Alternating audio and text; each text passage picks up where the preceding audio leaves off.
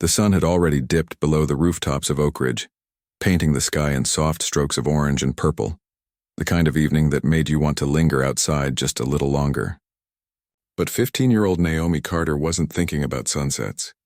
She was thinking about her history essay, due tomorrow, and how she'd stayed late at the library again, trying to piece together the causes of the civil rights movement, while the fluorescent lights buzzed overhead like tired bees. Her backpack felt heavier than usual, weighed down not just by books but by the quiet frustration of knowing she'd have to explain to her dad, again, that she wasn't trying to be difficult. She just needed more time to get things right. She walked quickly, her sneakers scuffing against the sidewalk, earbuds in but music off. She liked the silence sometimes, the space it gave her thoughts to breathe.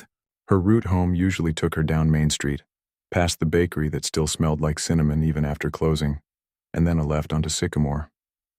But tonight she cut through the alley behind the old community center, the one that had been shuttered for nearly 2 years after the city ran out of funds to keep it open. From there, she'd slipped through what used to be the back entrance to the public park, now overgrown but still a shortcut that shaved 10 minutes off her walk. She'd taken this path dozens of times. Her dad had even walked it with her once back when the park was still maintained, pointing out the oak trees he used to climb as a kid. "This whole block used to feel like it belonged to everyone," he'd said, his voice tinged with something she couldn't quite name. Maybe disappointment, maybe hope. She remembered that. She also remembered him telling her to be careful lately, especially after dark. "Things change," he'd said gently. Places that felt safe before might not be now. But tonight didn't feel dangerous. It felt ordinary. The air was warm, crickets were starting their evening song, and the streetlights flickered on one by one down the block. She turned the corner behind the community center, stepping onto the narrow dirt path that wound through tall grass and wild blackberry bushes. That's when she saw it, the yellow caution tape strung between 2 metal posts, flapping slightly in the breeze like a warning flag. And just beyond it, a new sign hammered into the ground. "No trespassing, violators will be prosecuted." Naomi stopped. She frowned. She hadn't seen that before.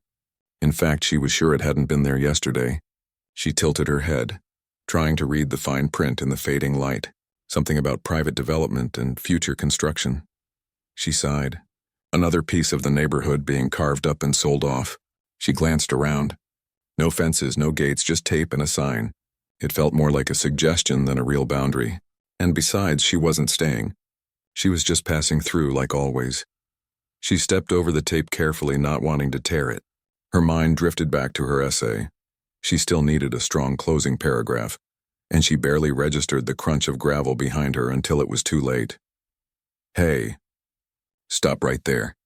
The voice was sharp, loud, and came from somewhere to her left.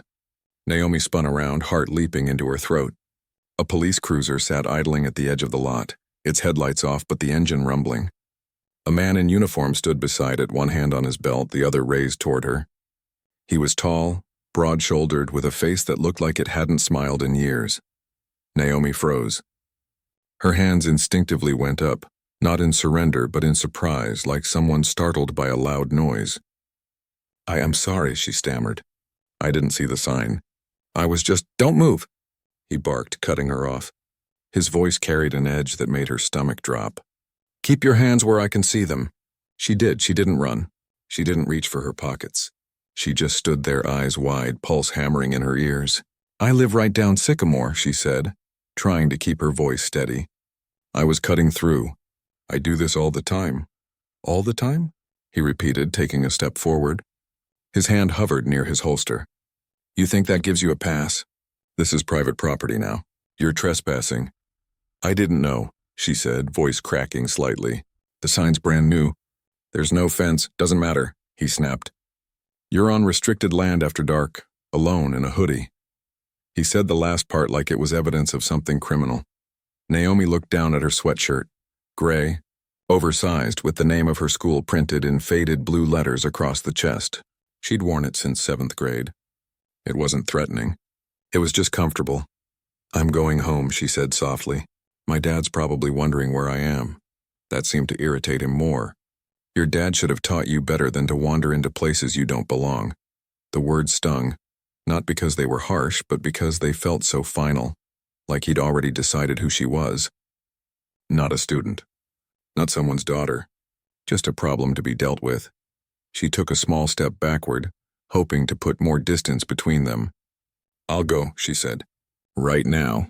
I'm leaving." But the movement, innocent as it was, triggered something in him. His posture stiffened. His eyes narrowed. "I said don't move."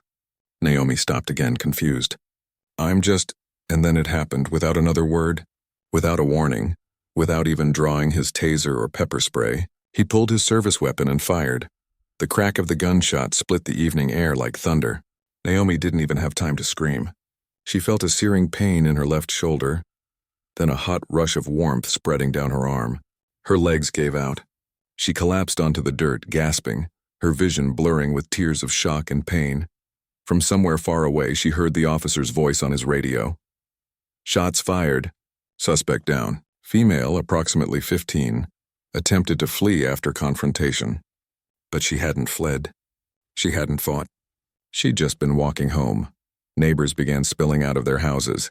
Mrs. Langley from number 42, Mr. Chen from the corner bungalow, a group of teenagers who'd been sitting on a porch down the street. Someone shouted, "She's just a kid." Another yelled, "Call an ambulance." A phone camera clicked on, its red light blinking like a heartbeat in the dusk. The officer stood over her, still holding his gun, breathing hard.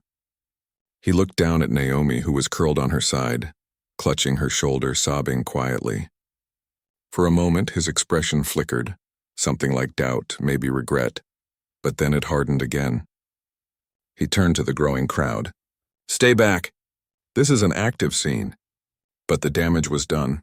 The video was already uploading. The story was already spreading. Miles away in City Hall, a man in a wrinkled dress shirt sat at a long conference table reviewing line items in the public safety budget. His phone buzzed once, then again, then a dozen more times in rapid succession. He ignored it at first. Meetings like this demanded focus. But when his chief of staff rushed in, pale-faced, and whispered, "Sir, it's Naomi," his world tilted on its axis. He didn't ask questions. He just ran. Back at the lot, Naomi lay on the ground, shivering despite the warm air. Blood soaked through her sweatshirt. She kept whispering, "Dad, Dad," over and over like a prayer. She didn't understand why this had happened. She'd done nothing wrong. She just wanted to get home. The officer finally holstered his weapon and knelt beside her, not to comfort her, but to check her pockets. He found her student ID, her library card, a crumpled permission slip for a field trip next week. He stared at the name on the ID for a long moment, then looked up toward the street, where sirens were now wailing in the distance. His face went white because he recognized the last name. And in that instant, everything changed, not just for him, but for the whole city. But Naomi didn't know any of that yet. All she knew was the pain, the fear, and the crushing loneliness of being seen as a threat in the place she'd always called home. She closed her eyes, and for the first time in her life, she wondered if the world would ever see her as just a girl, just a kid walking home from the library, tired, thoughtful, and utterly harmless. The ambulance arrived with flashing lights and urgent voices. Paramedics lifted her onto a stretcher, speaking in calm, reassuring tones. As they loaded her into the back, one of them gently tucked a blanket around her shoulders. "You're going to be okay," he said. Naomi nodded weakly, but she wasn't sure she believed him, not about her body, and certainly not about everything else that was about to come crashing down. Because in Oak Ridge, nothing would ever be the same again. The hospital smelled like antiseptic and overcooked coffee, clean but lifeless. Fluorescent lights hummed overhead as nurses moved quietly down the hall, their shoes squeaking against the polished floor. In room 312, Naomi lay propped up on pillows, her left arm in a sling, her face pale but alert. The bullet had grazed her shoulder, tearing through muscle but missing bone and major arteries. Lucky, the doctors kept saying. A miracle, really. But miracles didn't erase the tremor in her hands or the way her breath hitched every time she heard a door slam. Her mother sat beside the bed, holding her right hand like it was the only thing keeping her grounded. She hadn't let go since they arrived. Her eyes were red-rimmed, her hair pulled back in a messy bun, her clothes still wrinkled from the day's chaos. She kept smoothing Naomi's hair back from her forehead, whispering things like, "You're safe now and I've got you," as if saying it enough times could undo what had happened. Naomi wanted to believe her, but the image of the officer's face, cold, certain, unshaken, kept replaying in her mind. She hadn't done anything. Not really. And yet, in his eyes, she'd been guilty before she even spoke. Down the hall in a small consultation room, her father stood with his back to the door, staring out the window at the city skyline. His tie was loose, his jacket slung over a chair. He looked older than he had that morning, like the weight of the last few hours had carved new lines into his face. On the table in front of him, a tablet played the video that had already been shared thousands of times online. It was shaky, filmed from a neighbor's porch. You could see Naomi stepping over the caution tape, then turning when the officer shouted. Her hands went up immediately. She didn't run. She didn't lunge. She just stood there, small and confused in her oversized hoodie. Then the gunshot, the way she crumpled. The officer standing over her, already speaking into his radio, calling her a suspect, saying she'd attempted to flee. But the worst part wasn't the shot. It was the silence after. "No, are you okay?" No attempt to check her wound. Just protocol, cold and efficient, as if she were a problem to be logged, not a child to be helped. He watched it 3 times. Each time his jaw tightened a little more, his phone buzzed. It was the police chief. He let it go to voicemail. Then it buzzed again. His communications director, his deputy mayor, a reporter from the local news station. He silenced it and dropped it into his pocket. A nurse knocked softly and peeked in. "She's asking for you," she said gently. He nodded, took a deep breath, and walked back to the room. When Naomi saw him, her eyes filled with tears. Not the dramatic kind, but the quiet, exhausted kind that come when you're too tired to hold them back. He sat on the edge of the bed, careful not to jostle her injured shoulder, and cupped her cheek with his hand. For a long moment, neither of them spoke. They didn't need to. The look they shared said everything. "I'm sorry. I should have protected you. I didn't know it could happen like this." Outside the hospital, the city was already reacting. By midnight, a small crowd had gathered near the police precinct downtown, holding candles and handmade signs that read, "She was just walking home," and "Whose child is safe." Social media was flooded with outrage, but also with stories. Dozens, hundreds, of other kids who'd been stopped, questioned, followed, or even roughed up for doing nothing more than existing in the wrong place at the wrong time. Many of them lived in the same neighborhoods Naomi had grown up thinking were safe because her father was the mayor. But now she understood. Safety wasn't guaranteed by street names or zip codes. It was granted or withheld based on how you looked. Back at the precinct, Officer Dale Mercer sat in an interview room, still in uniform, still calm. He'd given his statement twice already. Each time he stuck to the same version. He'd seen a trespasser in a restricted zone after dark. She'd made sudden movements. He feared for his safety. He discharged his weapon in accordance with department policy. He mentioned the hoodie. He mentioned the hour. He mentioned the recent string of break-ins at construction sites, though none had occurred on this block. What he didn't mention was that he'd never activated his body camera. Department policy required it during all civilian interactions. He claimed it malfunctioned, but tech logs would later show it hadn't been turned on at all. He also didn't mention that when he'd checked Naomi's ID and saw her last name, he'd gone still for a full 10 seconds, long enough for a neighbor to notice and later describe it as like he'd seen a ghost. Internal Affairs launched an immediate review. The police union issued a statement calling the shooting a tragic but justified use of force under uncertain circumstances. But behind closed doors, senior officers were already distancing themselves. Mercer had a file. Complaints about aggressive stops, use of racially coded language in radio calls, suspicious male dark clothing, loitering in a neighborhood where most residents were black, and a pattern of escalating minor encounters into confrontations. Still, no one had ever filed formal charges. Until now. The next morning, the mayor held a press conference. He stood at a podium outside City Hall, flanked by city council members and the head of the hospital where Naomi was recovering. His voice was steady, but his hands trembled slightly as he gripped the edges of his notes. "My daughter is alive," he began. But she should never have been put in danger in the first place. Not for walking through a field she's crossed since she was 10. Not for wearing a hoodie. Not for being 15 and black in a city that claims to value all its children equally. He paused, swallowing hard. We will not treat this as an isolated incident. We will examine every policy, every training module, every interaction that led to this moment. And we will make changes. Real, measurable changes. So no family has to go through this again. The reporters erupted with questions. Will Officer Mercer be fired? Is this a failure of your own leadership? Are you calling for systemic reform? He didn't answer them all. But he did say one thing that echoed through newsrooms and living rooms across the state. Justice isn't just about punishment. It's about prevention, and if we wait for another child to get shot before we fix what's broken, then we've already failed. Meanwhile, Naomi slept. The pain medication had finally kicked in, and for the first time since the shooting, she drifted into something close to peace. In her dreams, she was back at the library, sunlight streaming through the windows, the only sound the turning of pages. No sirens, no shouting, no fear. When she woke, her father was sitting in the chair beside her bed reading a book, her favorite novel, the one with the dog on the cover. He looked up and smiled softly. "Hey," he said. "Hey," she whispered. They talked then, not about the shooting, not about the news, not about the officer. They talked about her essay, about how she'd finally figured out her closing paragraph.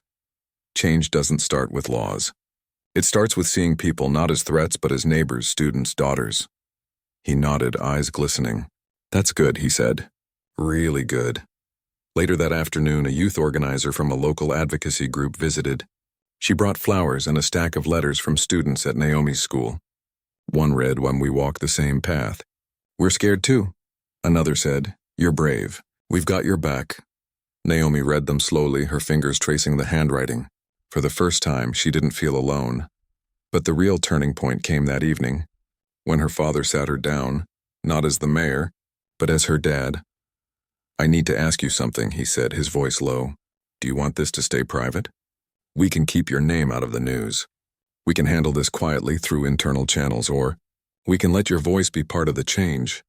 Naomi looked at him, really looked at him. She saw the fear in his eyes, not just for her safety, but for what speaking out might cost her. She also saw pride. And trust.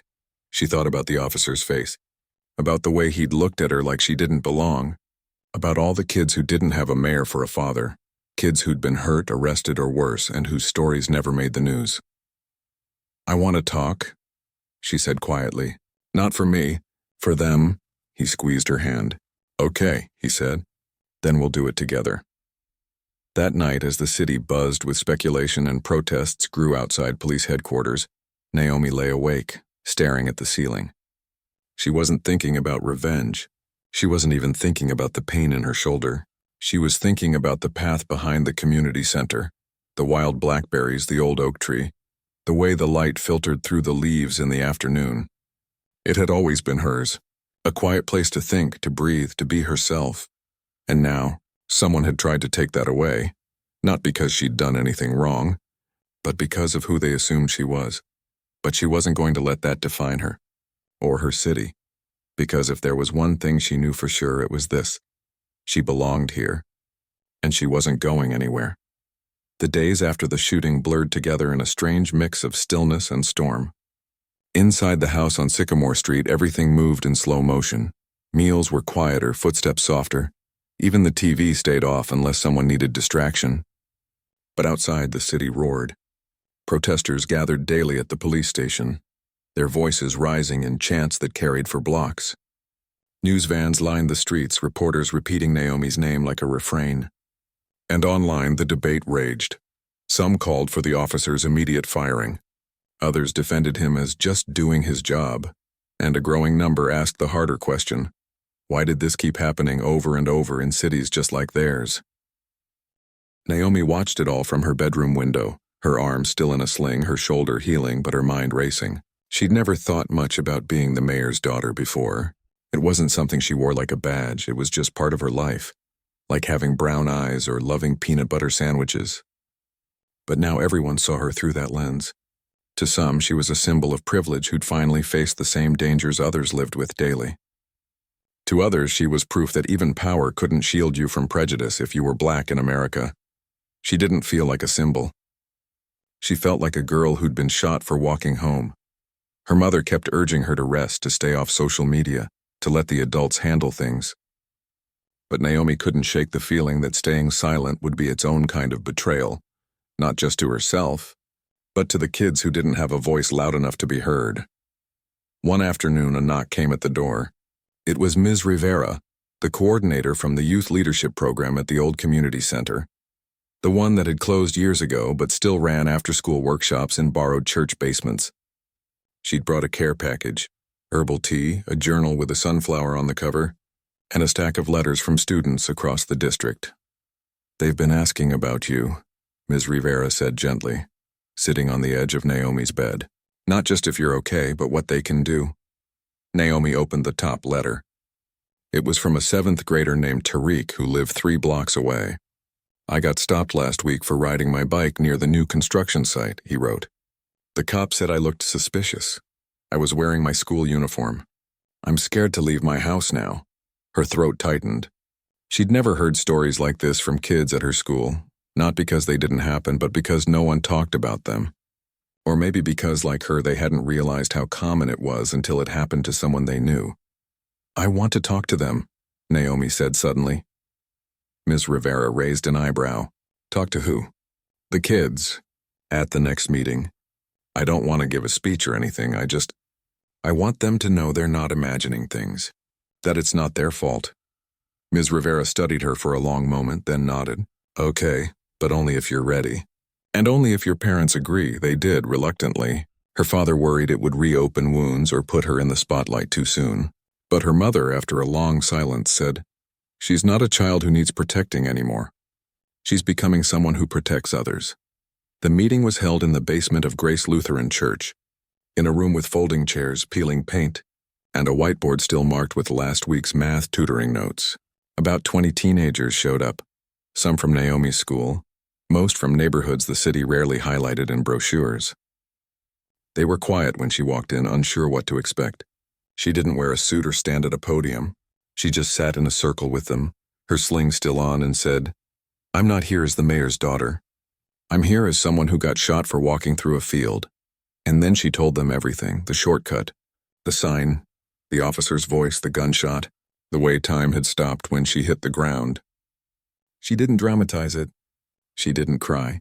She just spoke plainly, like she was sharing a secret she'd been carrying too long. When she finished, a girl in the back raised her hand. "Did you tell him you were the mayor's kid?" she asked. Naomi shook her head. "I didn't get the chance. And even if I had, would it have mattered before he pulled the trigger?" The room fell silent. Then one by one the others started talking. A boy named Devante described being followed through a convenience store every time he went in. A girl named Lila talked about her brother getting handcuffed for jaywalking. Another student said his mom made him take off his hood before leaving the house, no matter the weather, just in case. Naomi listened. Really listened.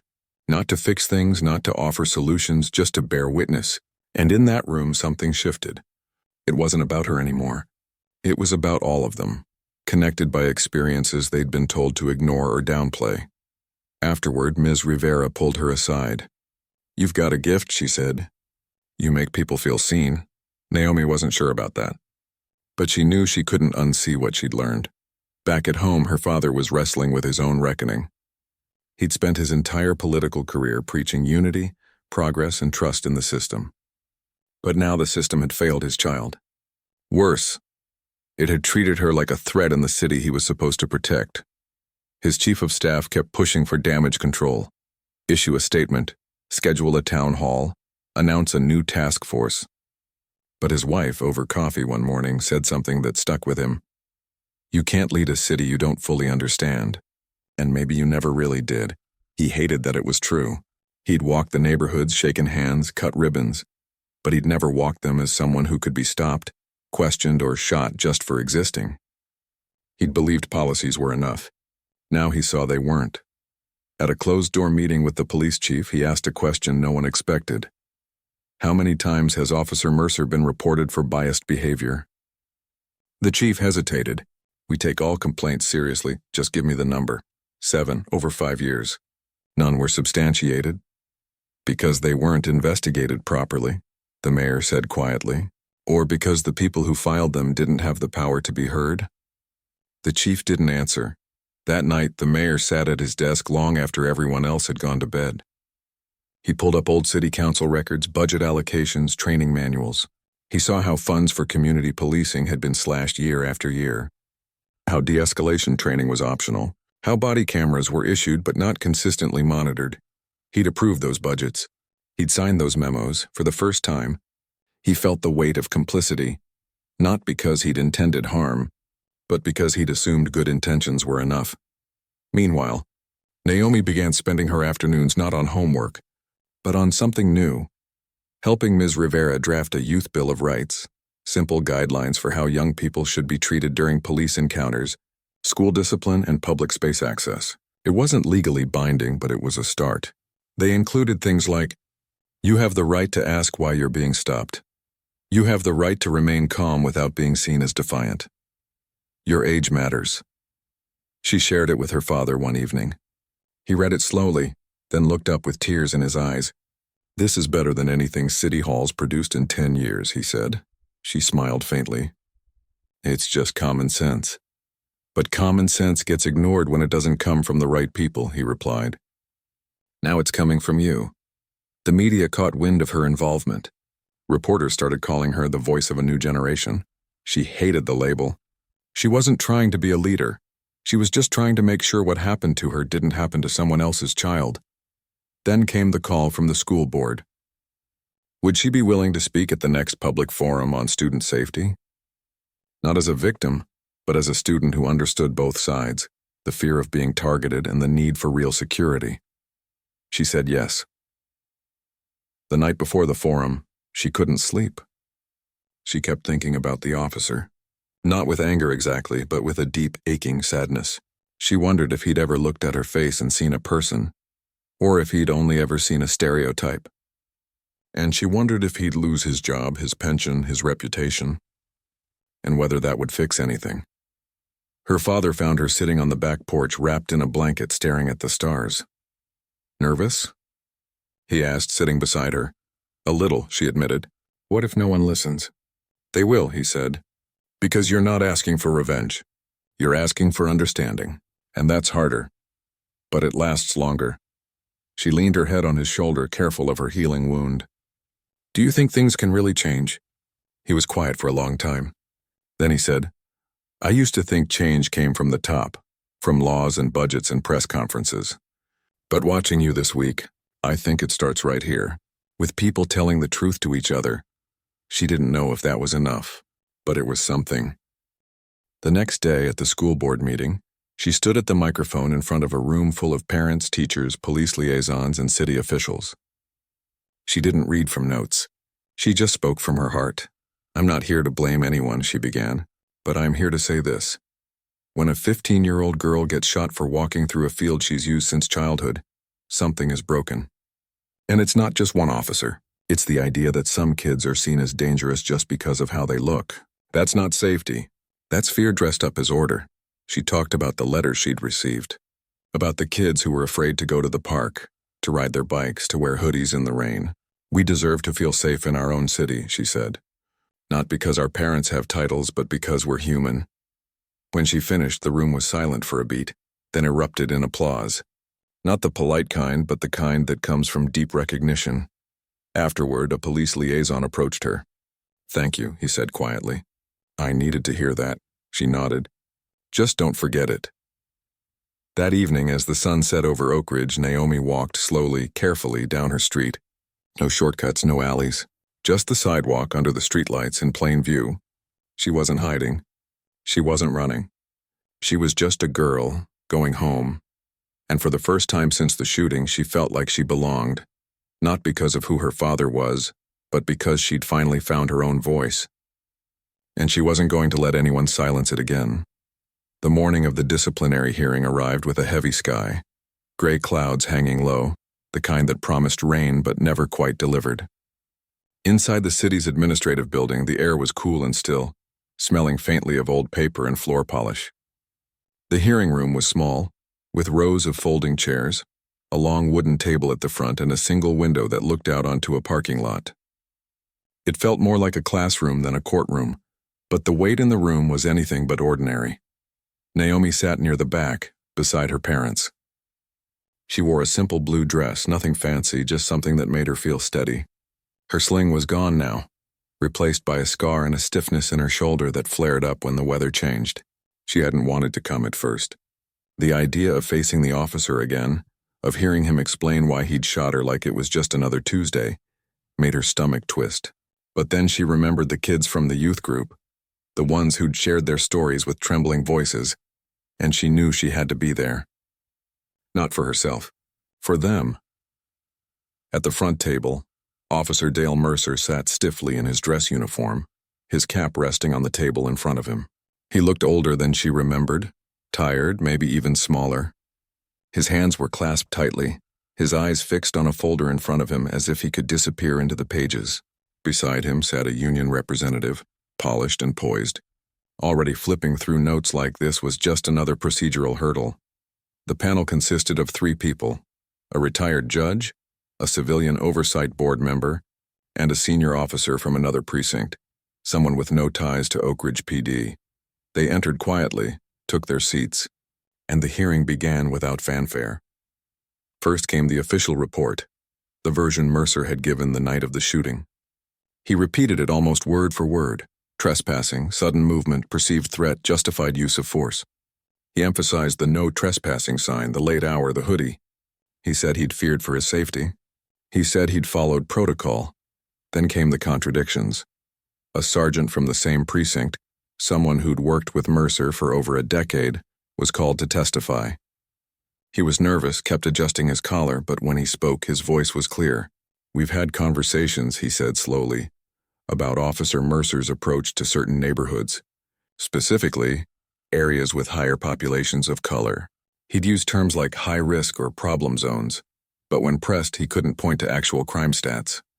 It was more about who lived there. The union rep objected, but the panel allowed it. Then came the body camera issue.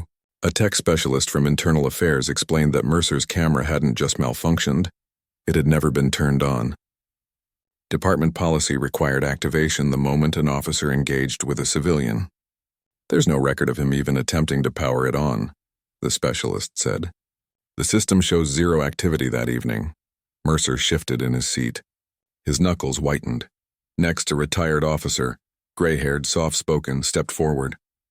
He'd been with the department for 30 years and had trained dozens of rookies, including Mercer. "I liked him," he said. "Hard worker.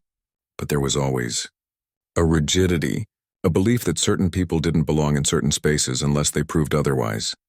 He paused. "That's not policing. That's prejudice with a badge." The room was so quiet you could hear the hum of the fluorescent lights. Then it was Naomi's turn. She stood slowly, smoothed her dress, and walked to the front. Her legs felt like they might give out, but she kept going. She didn't look at Mercer. She looked at the panel, at the people in the room, at the small group of students from her youth group who'd come to support her.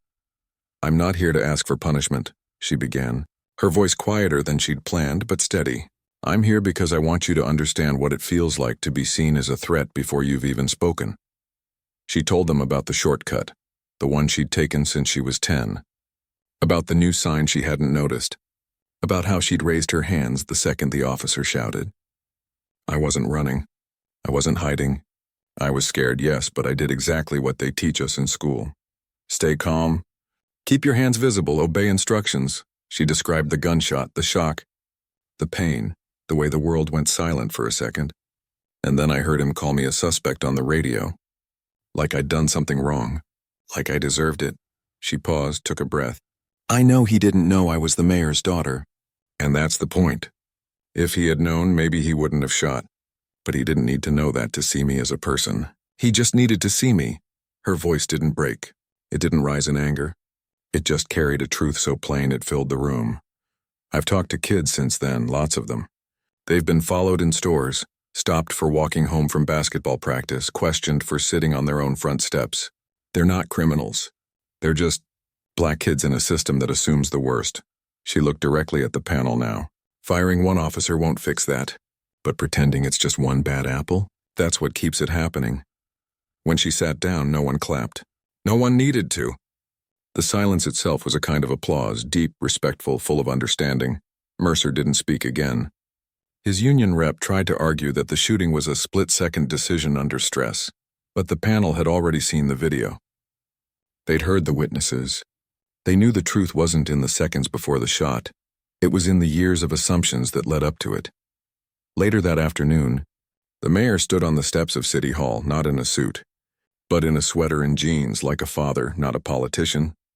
He announced the panel's preliminary findings.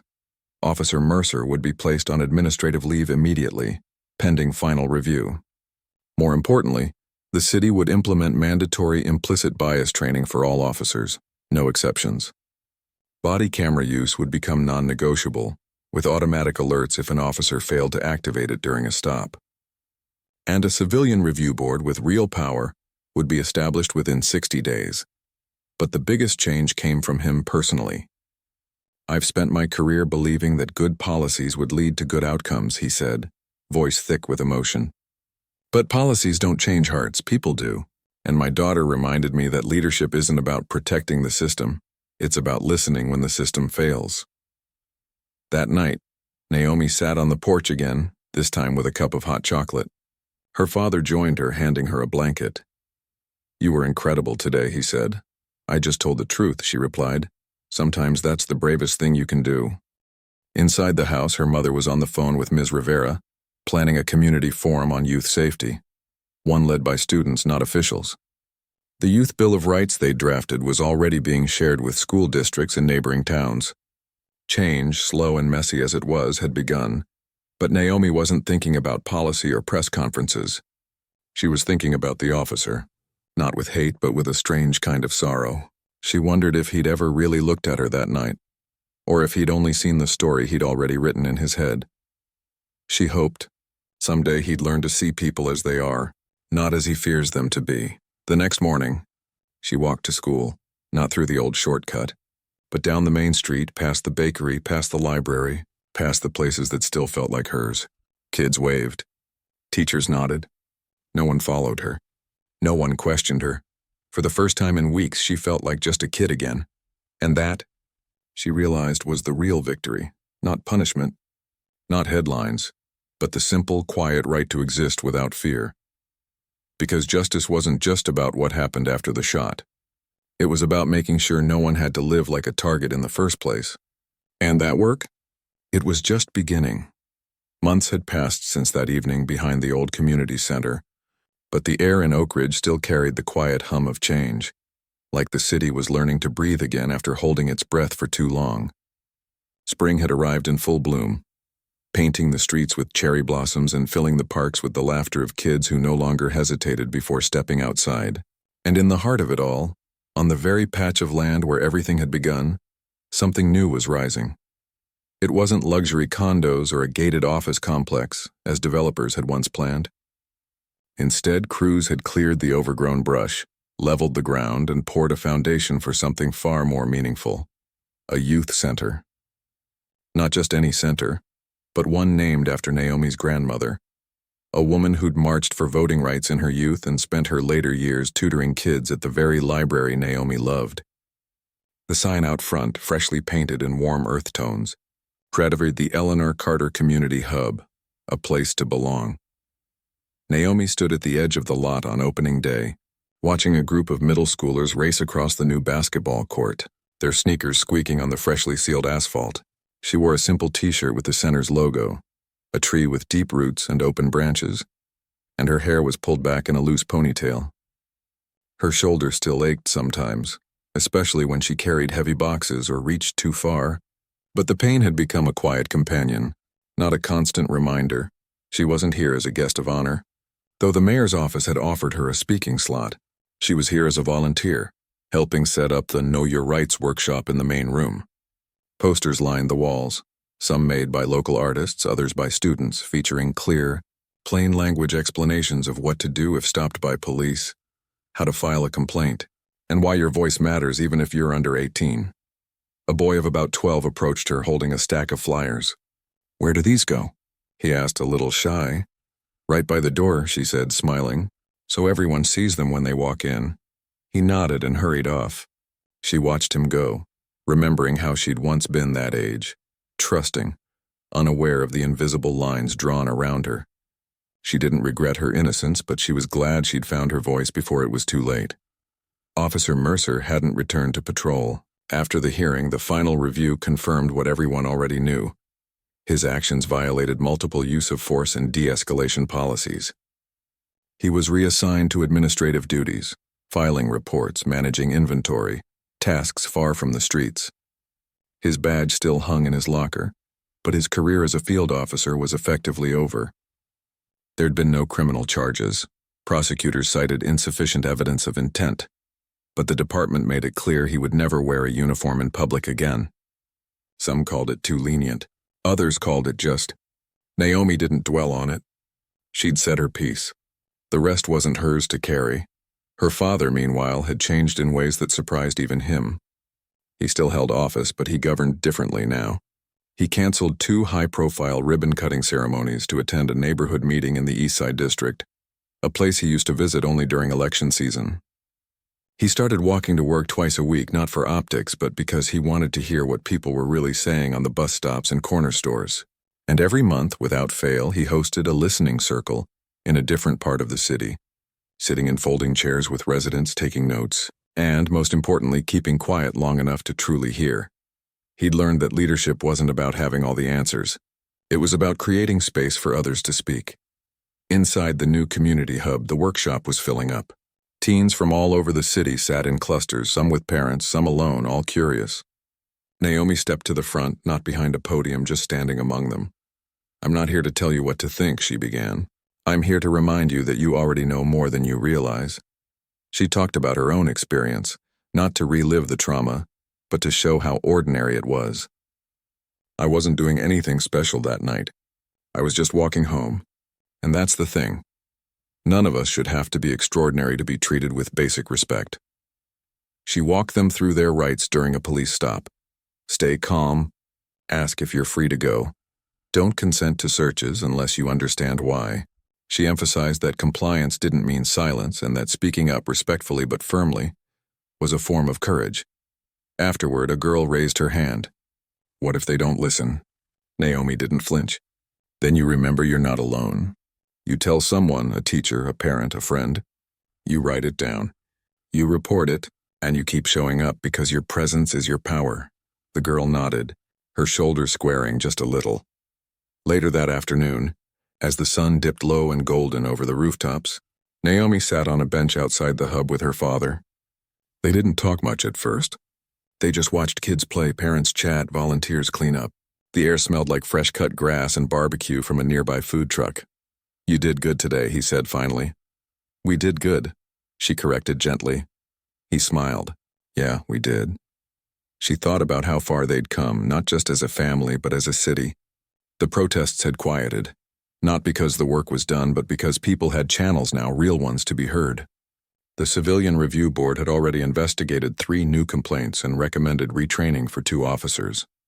Schools were incorporating de-escalation and bias awareness into their curriculum. And the youth center? It was already full every afternoon, offering tutoring, art classes, legal aid clinics, and safe space for kids to just be. It wasn't perfect. Oak Ridge still had inequality, still had tension, still had days when old wounds flared open. But something fundamental had shifted. People looked at each other differently now, not with suspicion, but with a willingness to see. As they walked home that evening, Naomi took the long way, down Sycamore, past the bakery, which now displayed a youth safe space sticker in its window, past the library where she'd spent so many afternoons. She didn't need a shortcut anymore. She liked the walk. She liked the feeling of belonging in every step. Her father walked beside her, hands in his pockets, quiet for once. At their porch, he turned to her.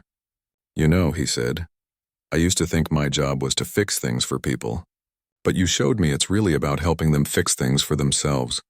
She hugged him, careful of her shoulder but firm. "We're still learning," she said. And they were. Back inside, her mother was setting the table for dinner. Simple pasta, garlic bread, the kind of meal they used to rush through during busy weeks. Now they ate slowly. They talked. They listened. Later that night, Naomi sat at her desk, writing in the sunflower journal Ms. Rivera had given her months ago. She wasn't working on an essay this time. She was drafting ideas for a summer program, peer-led workshops on civic engagement, storytelling circles, even a podcast where young people could share their experiences with authority, safety, and identity. She paused, pen hovering over the page, and looked out her window. The street was quiet. A neighbor walked their dog. A porch light flickered on. Everything felt ordinary, peaceful, and that, she realized, was the miracle. Not that she'd survived, though she was grateful for that every day, but that she could walk down her street without fear. That kids could gather in a field without being seen as threats. That a city could stumble, fall, and then choose, deliberately, painfully, beautifully, to get back up and do better. The story didn't end with a grand victory or a tidy resolution. Real life rarely did. But it ended with hope. Not the kind that ignored the hard truths, but the kind that faced them head on and kept going anyway. Because sometimes, the most powerful thing a person can be is simply seen. And in Oak Ridge, more people were seeing each other clearly now, without fear, without assumption, just as they were. Naomi closed her journal, turned off her lamp, and climbed into bed. Outside, the world was quiet. Inside, she was at peace, and for the first time in a long time, that was enough.